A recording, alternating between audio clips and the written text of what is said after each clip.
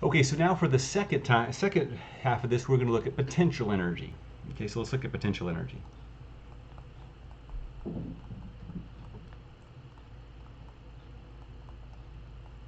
Potential energy, now we are just only going to look at potential energy. So we're going to consider some datum here. So this is going to be some z height. This is going to be our zero height. That's supposed to be a straight line. Consider, oh yeah, let me try it again. Let me try to draw a straight line. Here we go, straight line.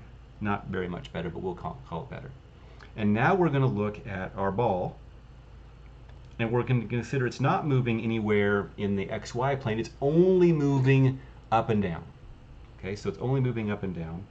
And there are forces pulling on this closed system here. We have pulling down on it is going to be gravity or weight.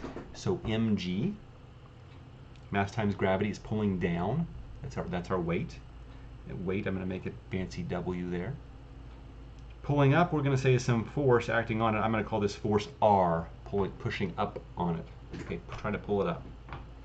And we are going to look at this as we're going from a height, Z1, to a new height, Z2. That's what we're going to be working with. That's what I want to see. Now, we need this as a datum. The 0 point is a datum, but really it's going to cancel out when we get it all taken care of it.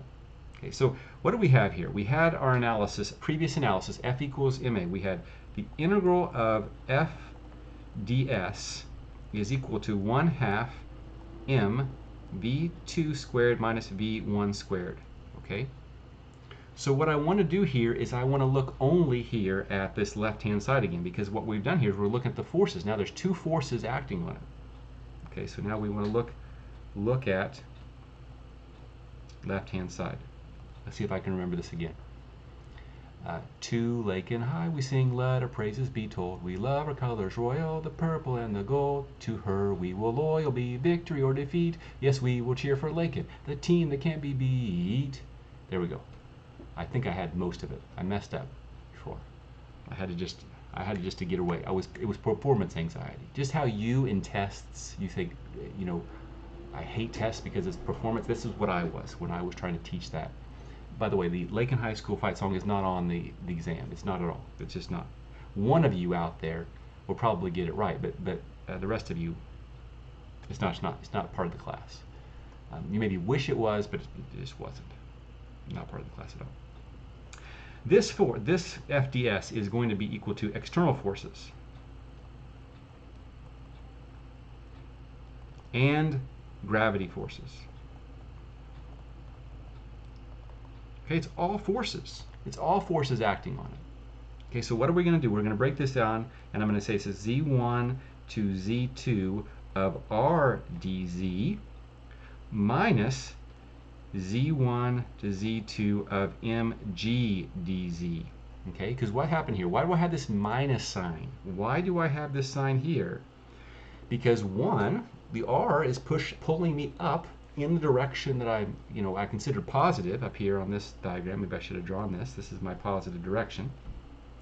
And my mass times my gravity, my weight, is pulling me down in the opposite direction.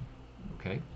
And so what we're going to do here is we're going to take this, and we're going to move this. If we wrote out the rest of the equation, 1/2 m v2 squared minus v1 squared, we're going to move that to the other side of the equation. Okay, so it's going to be positive mg dz.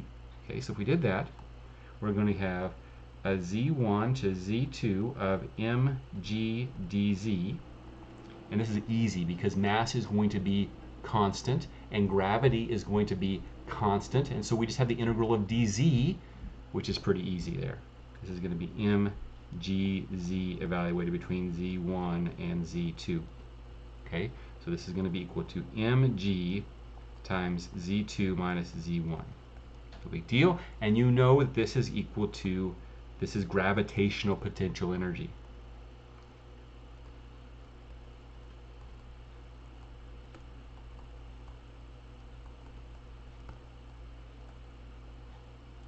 Okay, gravitational potential energy. So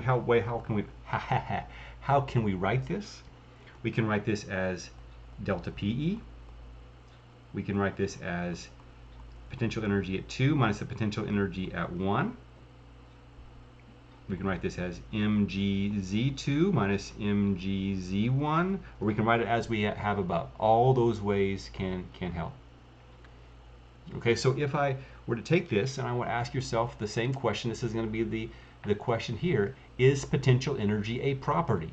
Remember, a property only needs to know information about state 1 and state 2. It doesn't need to know anything about the path between those things. Is potential energy a property?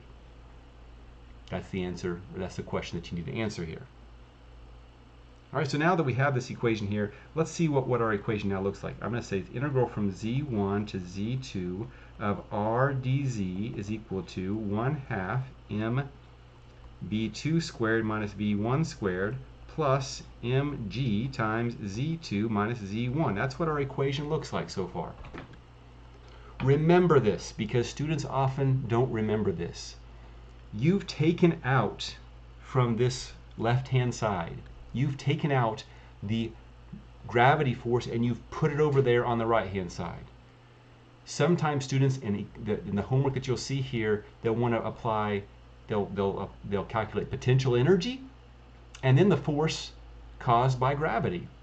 That's the same thing, remember, and this is why I do the derivation. Remember, we have pulled that out there. So this is only, this over here, this is only on this side external forces. No gravity forces that we're going to deal with at all. Okay, so what we have, if I want to write this in a different way, what I'm going to write this is this.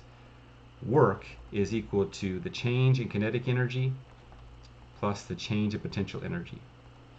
These things over here are stored. We can store energy in kinetic and potential. This side over here is going to be transfer. Forces transfer energy into systems where they're stored as kinetic and potential. Okay, that's important to know. That's what we need to know about potential energy. We will stop here and then we'll continue talking about work after the break.